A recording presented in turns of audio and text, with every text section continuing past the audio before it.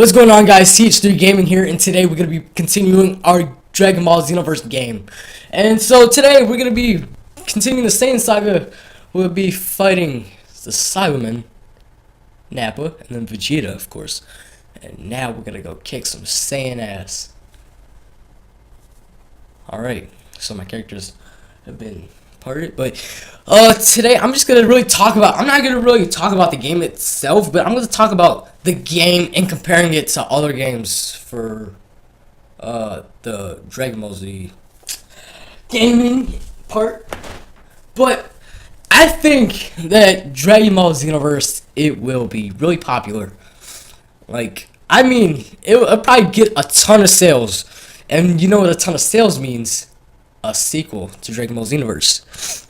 And so basically what I'm saying is just go on and support this game. Go buy it, do whatever, buy a season pass. You know, just support this game so Dimps, if they see this, they see the good feedback by us fans, they can go out their way and they can make a Xenoverse 2 or a sequel to Xenoverse, whatever they call it. And so in this video I'm just gonna be talking about my thoughts and comparing this to other games. So basically, Xenoverse, like there's a lot of hype behind the game, and I can understand why now that I have the game, and it just came out. So really, I don't think anyone has gotten that far, but I think this game, it could rank close to those Tenkaichis or Budokais in sales and popularity. And I'll tell you why. Number one, this is a story we've never had before. I think basically every single game for Dragon Ball Z has had the exact same story. Maybe it's come in a different form, but still, it's following the same pattern. Saiyan Saga, Frieza Saga, Cell Saga, Boo Saga, and for some of the games, GT, and then it's done.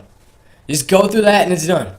But for this game, it's something special because it's going, like, there's even more stuff, like, Battle of God Saga, and then Demigra is a new character, so I think we're gonna have a saga for him. And number two, like, you can create your own character, so you can have, it's basically it's like you yourself are in the game. You're not playing with Goku. You're actually kind of like you in the game. So it's like saying you're the hero, not Goku, you.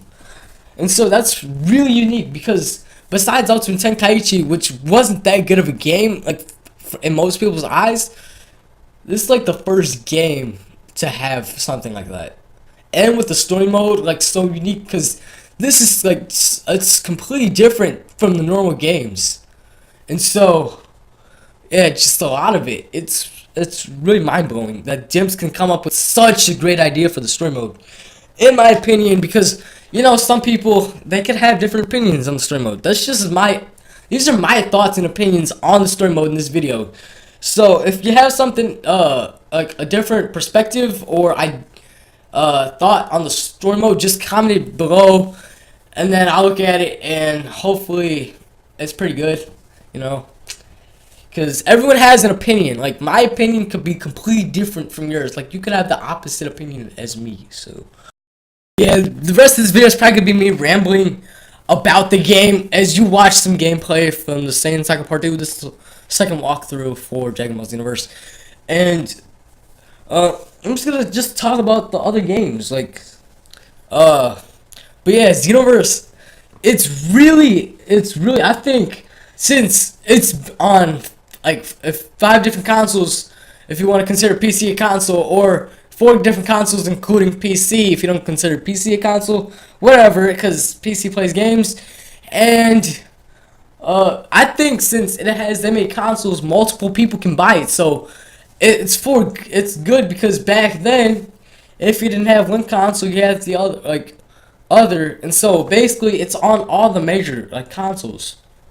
And so say you don't have a PS4, you can still get on PS3. If you don't have a PS3, and you have it on PC, you can get it there. You know, like it's really good that so many people can play it. Like if they don't have something like a certain console, if they can go there. So yeah, and then really if we talk about like how good games were, like Xenoverse, I think it's the first game we've had that was actually good since Raging Blast 1. You know, people probably will get mad at me and say, what about Raging Blast 2? Like, wasn't that a good game? Yeah, it was. There was a good combat system, good fighting, good cutscenes in the game. Well, not for the story mode, but because it didn't have a story, but like for fighting, the game was good for fighting, but it didn't have a story mode. I think the game would be a lot better if it had an actual story mode. So that's why I say Raging Blast 1. Because Battle Z was fun, but it wasn't good.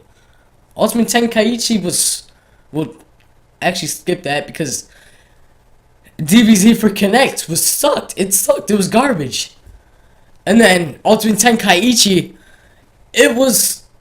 Like, the combat system was weird because it was rock, paper, scissors combat system. The story mode was eh. The cutscenes were great, but those are the things that's lacking. The combat system was bad, and the story mode was pretty bad. And then, of course, Raging Blast 2 lacked the story mode. So, Raging Blast 1, it had a good combat system because it was Raging Blast 2 came from that. And so, that had a nice combat system. And it had a story mode, which was actually pretty good.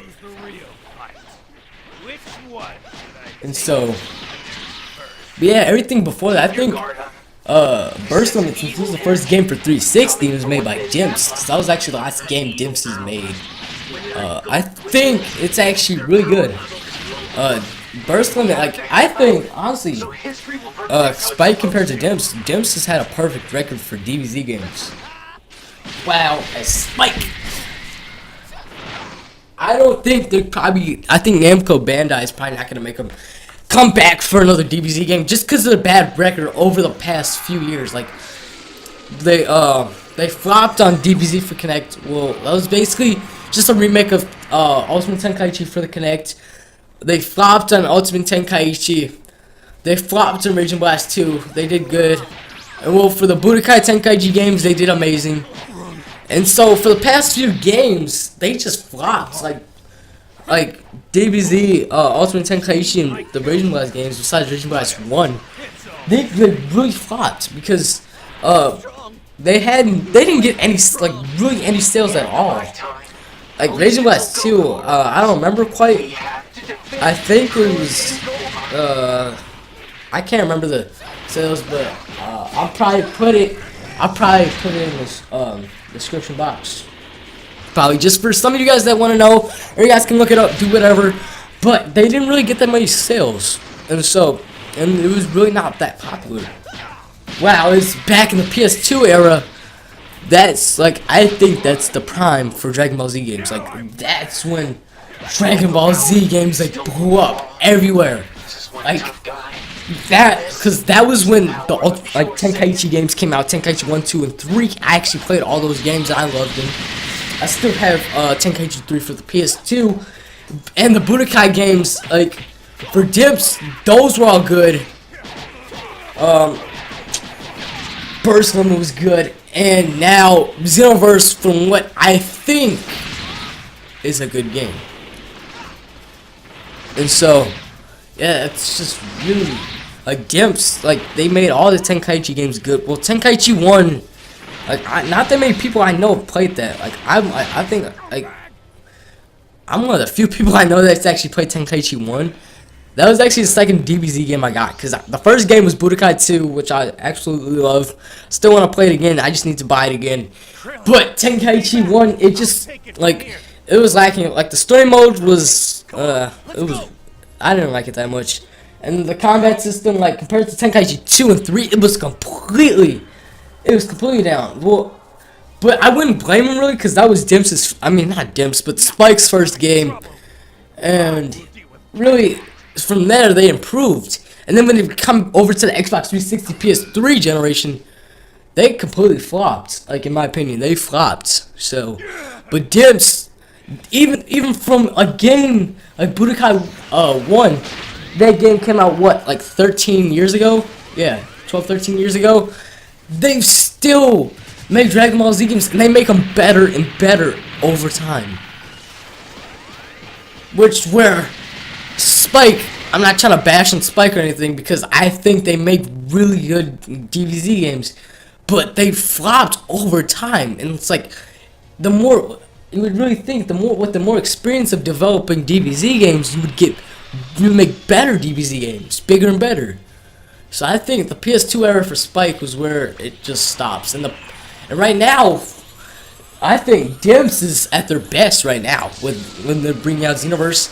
And like I said before, I think if we can spread the word out there, there could be a DBZ Xenoverse sequel. And really, you would think like what they would do in the game, like they've done everything. Like Xenoverse was the game. It's the game. Like, there's stuff in Xenoverse like that. Xenoverse is a story that we never had. Like, that had everything that we would probably want.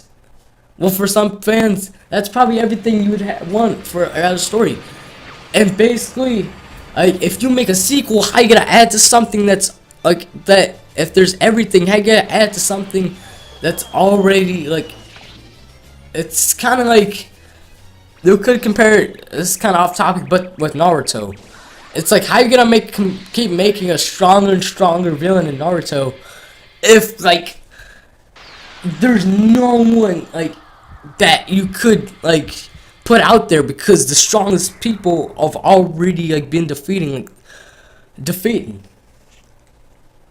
or still alive. So, basically, yeah, like, how you gonna add anything, really? Like Xenoverse, like if they make a sequel, like what could they really do? But actually, I came up with a solution for that not too long ago. I just thought about it, but like I'll probably have it. It'll be for another topic, another time. But I actually came up with what they could do for Xenoverse, and yeah, I'll put that up.